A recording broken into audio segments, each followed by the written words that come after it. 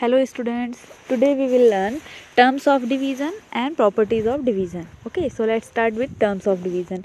So first is that the number which is divided is called the dividend. मतलब कि जो number हम divide कर रहे होते हैं वो कहलाता है डिविडेंड. ओके, जैसे कि अगर हम 589 का डिवाइड कर रहे हैं विद 5, सो 589 डिवाइडेड बाय 5 मतलब कि जो बड़ा नंबर है जो हम मेन में लिखने वाले हैं, मतलब 589 को हम डिवाइड कर रहे हैं ना 5 से, तो ये हो गया हमारा dividend. Understood. Second, the number by which we divided is called the divisor. अब हम जिस नंबर से इसका डिवाइड कर रहे हैं वो नंबर कहलाएगा डिविज़र. जैसे हम 589 का डिवाइड कर रहे थे 5 में, राइट, मतलब यहाँ पर 5 हुआ divisor. Understood. Third, the answer obtained by carrying out a division is called the quotient. तो अब जो आंसर आ रहा है हमारा, जैसे 5 का हम जब डिवाइड कर रहे हैं 5 वन ज़ा 5 है ना, तो ये जो इसका आंसर जो हम ऊपर साइड लिख रहे हैं ये कहलाता है quotient. Understood. Fourth, the number left after completing the process of division is called the remainder. मतलब कि जो सबसे लास्ट में नीचे की तरफ जो नंबर बच जाता है, जो पूरा डिवाइड नहीं हो रहा है और नंबर अगर बच गया है जो पूरा डिवाइड नहीं हो पा रहा है, वो कहलाता है रिमाइंडर. मतलब कि सबसे लास्ट में जब हम डिवाइड कर रहे हैं उसकी लास्ट प्रोसेस में जो नंबर बच पा रहा है सबसे नीचे साइड जिसको हम डिवाइड नहीं कर पा रहे हैं वो कहलाएगा remainder. Understood. Properties of division. अब हम आ जाते हैं प्रॉपर्टीज ऑफ डिवीज़न में.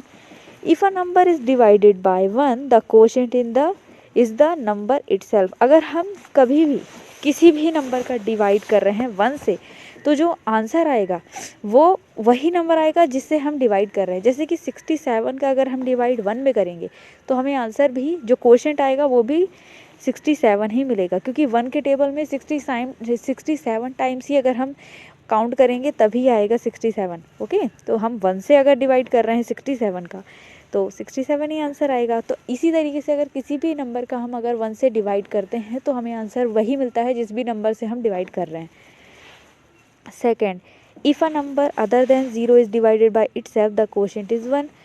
अगर हम किसी भी नंबर का डिवाइड कर रहे हैं 0 को छोड़कर, जैसे 0 नहीं होना चाहिए, बाकी कोई दूसरा नंबर हो, अगर उसी नंबर से उसी नंबर का हम डिवाइड कर रहे हैं तो हमें कोशेंट 1 मिलेगा. जैसे 438 का डिवाइड अगर हम 438, क्योंकि दोनों नंबर सेम है, 438 डिवाइडेड बाय 438, तो 438 का अगर हम उसी में करेंगे तो हम क्या करते हैं, हम तो टेबल काउंट करते हैं ना, तो 438 का टेबल हमको ऐसा काउंट करना पड़ेगा कि 438 से ज़्यादा नहीं आए. 438 वजह तो 438 ही होगा ना, इसलिए इसका जो आंसर जो कोशेंट आ रहा है वो 1 ही आ रहा है. अंडरस्टूड. तो अगर कभी भी हम सेम नंबर का डिवाइड सेम नंबर में करते हैं तो हमें जो आंसर मिलेगा वो 1 ही मिलेगा. Understood. Third, if 0 is divided by a number other than 0 the quotient is 0.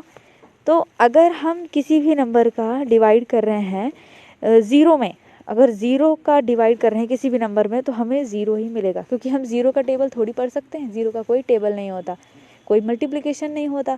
इसीलिए अगर हम किसी भी नंबर से किसी भी नंबर का 0 में डिवाइड करते हैं तो हमें आंसर जो मिलेगा, जो कोशेंट मिलेगा वो 0 ही मिलेगा. Fourth, every division fact has a division fact and multiplication fact. जो भी हम डिवीज़न करते हैं, देखिए मल्टीप्लिकेशन में भी हमने पढ़ा था कि हर एक मल्टीप्लिकेशन का एक डिवीज़न फैक्ट होता है. बिल्कुल उसी तरीके से हर एक डिवीज़न फैक्ट का भी एक मल्टीप्लिकेशन फैक्ट होता ही होता है ना. जैसे फॉर एग्जांपल 12 डिवाइडेड बाय 6. अब 12 का हम डिवाइड कर रहे हैं 6 में तो हमें आंसर क्या मिल रहा है, 2, राइट. अब यही अगर हम डिवीज़न फैक्ट में देखते हैं तो सेम यही है, 12 डिवाइडेड बाय 2 इक्वल टू 6 आया हमारा आंसर. देखिए नंबर वही आ रहे हैं, राइट. अब अगर हम इसका मल्टीप्लिकेशन फैक्ट देखें तो हम 6 का, क्योंकि जो आंसर था जो स्मॉल नंबर थे, अगर हम इनका मल्टीप्लिकेशन करेंगे तो हमें जो बिग नंबर जो 12 था ना ये हमें मिल जाएगा, है ना. 6 एंड 2 था ना. डिवीज़न फैक्ट में देखिए जो छोटे नंबर हैं वो 6 एंड 2 हैं. अब अगर हम इन दोनों का डिवाइड करते हैं, मल्टीप्लिकेशन करते हैं अगर हम इन दोनों का, तो हमें मल्टीप्लिकेशन का मेन नंबर मिल जाएगा, जो आंसर है 12 मिल गया. 6 2 ज़ा 12 होता है. ये हो गया आपका मल्टीप्लिकेशन फैक्ट.